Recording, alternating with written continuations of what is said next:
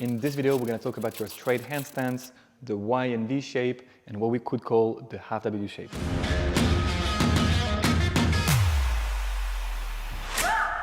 If you're trying to hold a handstand, chances are the shape that you are after is feet together as straight as possible. On your way there, we usually recommend you to go for a V shape in which you have both legs at either side of an axis you could draw between your hands, your shoulders, and your pelvis. And the reason for that is that the leg, each leg, can counteract what the other is doing as if both were acting as a fulcrum or a seesaw. It's also more resilient and forgiving in terms of shoulder flexion, even if you don't quite open your shoulders, which is quite likely when you throw yourself without the ball because you may be afraid of falling.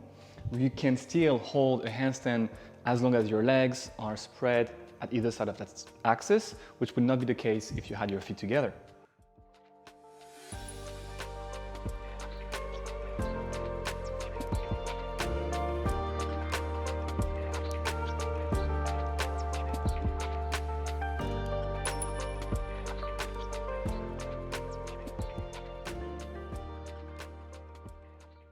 But the problem I commonly see in improvers when they practice with that shape, chest to the ball, back to the ball, with a spotter or on their own freestanding, is that it leaves a bit too much room for chaos when it comes to the leg position, the movement of the legs themselves, the pelvis position, the pelvic tilt, and the degree of shoulder flexion. Which means that every time they go into a handstand, one or more of those variables change, which itself makes the whole consistency much worse.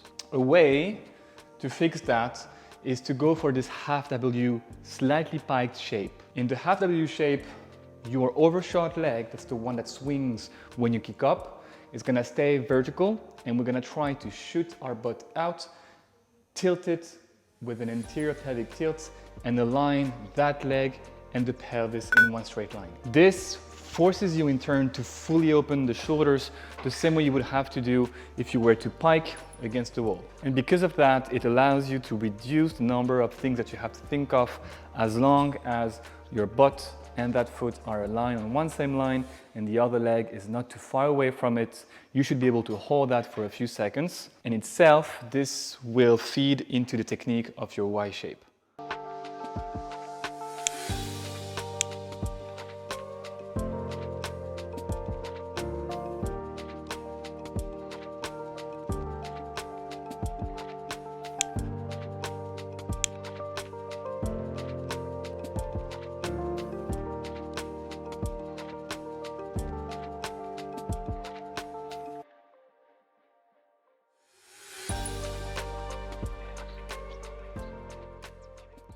If you want more details about what to practice to achieve each and every one of those shapes and to eventually get your handstand, click on the link below.